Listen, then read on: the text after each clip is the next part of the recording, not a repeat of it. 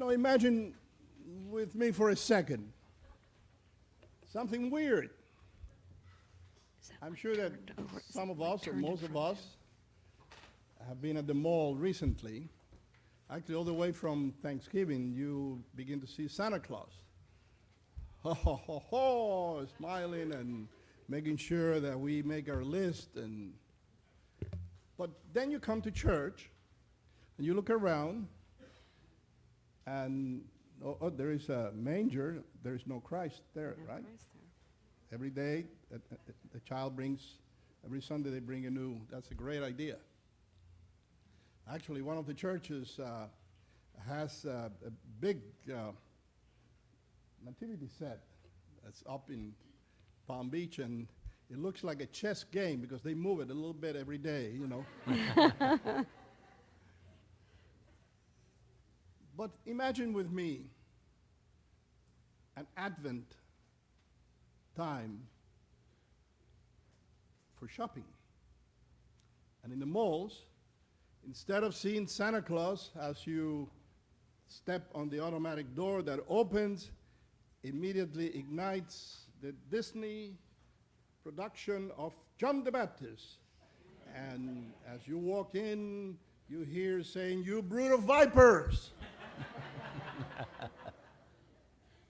If you have two shirts, give one to the other, but make sure it's from Macy's.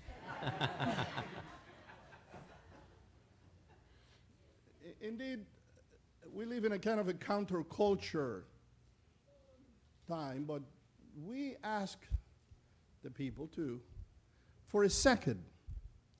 I'm not against Christmas party. Actually, I think I've gained already about 4 or 5 pounds in the Christmas parties I have been attended. But the reality is that the church still wants you to take a break, a moment. And that's why we bring John the Baptist in the midst of all of this Christmas celebration, when all of this joy and it's taking place. Actually, it comes. This reading comes right after a reading from Philippians. Rejoice in the Lord. Again, I will say, rejoice. But John the Baptist is saying, "You brood of vipers," and it begins to warn you. Because this is a reality in who we are. We have all of these wonderful things that we are, and we are wonderful people. And I think that the fact that you're here makes you extra wonderful. The reality is that we care, we love God, we attempt to make what God to do and do the things that God wants us to do. At the same token, we're not that good. When we look deep in ourselves, we find neglect. We find that we rather look the other way instead of caring about those around us and caring for around those in the world. One of the great burdens that I have in my heart is for the thousands of Syrians that are trying to come to this country. Actually, I was surprised that we had one of these Syrians that his son was called Steve Jobs. All of these people just come here to get money for free. But the reality is that it's not like that. There are people that, like me, came to this country looking for a better opportunity. Well, in my case, actually, the church sent me to study the seminary, but because communists had closed the seminary in Cuba. But, it is one of the realities who we are. And I want to share with you one of my concerns that I have. For some of you, I have talked about politics, and I like politics, but I'm not going to tell you which party I am. But out of the whole group of candidates, one of them said, we really need to take care of the Christians of Syria. And then they make fun of him, and they put him down. How do you know?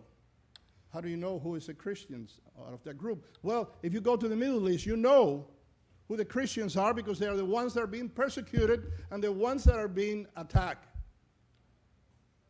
USA Today had the report of the cardinal in Washington, D.C., with the head of the evangelical the group of Protestants asking Senator Kerry, not Senator Kerry, not anymore, Secretary of State Kerry, to put Christians in the list of the endangered species. You know, the Yazidis can do it, but Christians, they say no, they pay the tax and that allows them to be Christians. But the reality is that it doesn't work for ISIS. It has worked during the Ottoman Empire. Muslims and Christians have lived together for a long time, and they have cared for each other. And sometimes we were under control, sometimes we were under their control. And actually, we charge taxes to each other. Actually, somebody says, oh, how horrible what they're doing. But Queen Elizabeth used to charge taxes to Roman Catholics. I don't know if you heard about the penny tax. You had to pay a penny if you didn't go to Anglican Mass. You could remain Roman Catholic, but you sent her a penny. So I'm sure she had a lot of pennies. But the reality is that this is a way in which we can somehow tolerate each other.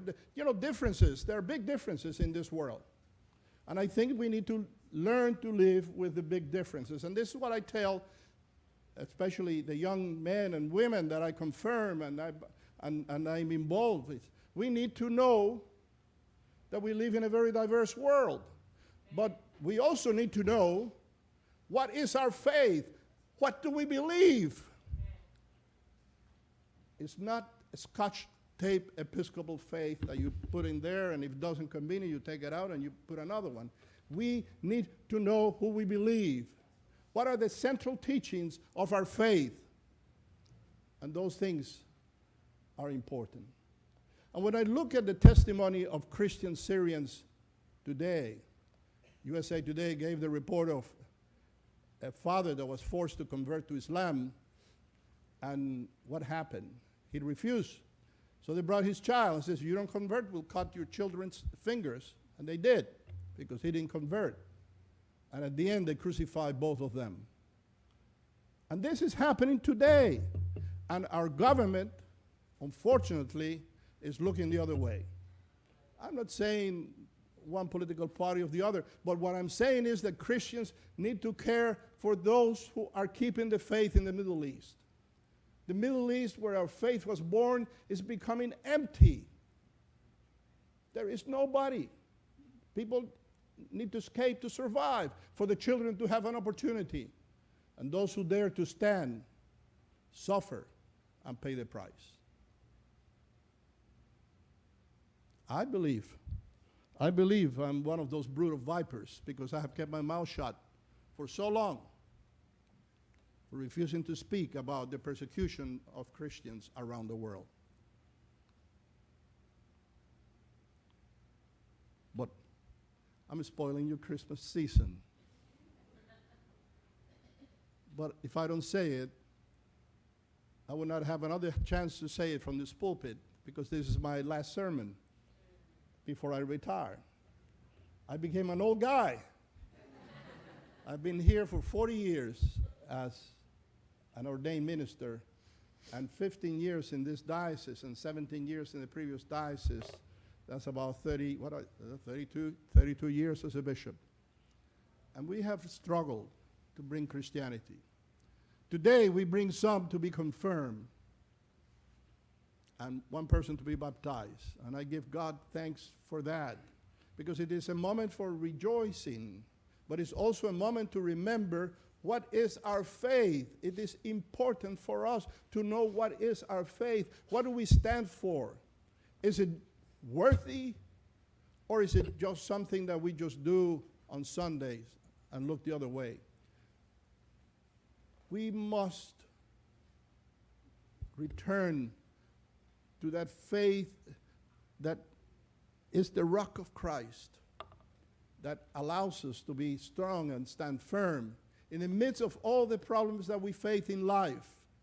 Christ indeed is alive. Christ indeed is with us, and we are preparing ourselves to celebrate one more time his birth his miraculous birth that led the world into a major change. I give thanks to God for spending actually 15 years in here. I thank to God for your new rector. Indeed, when you went out fishing, you fish well.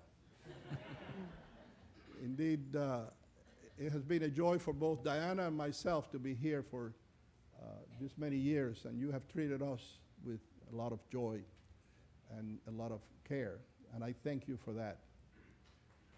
As we prepare to move on now to a new life, people ask me, what am I going to do? Well, I didn't know exactly how to respond to that until I went to see that movie by Robert De Niro. If you have not seen it, you have to go and see it.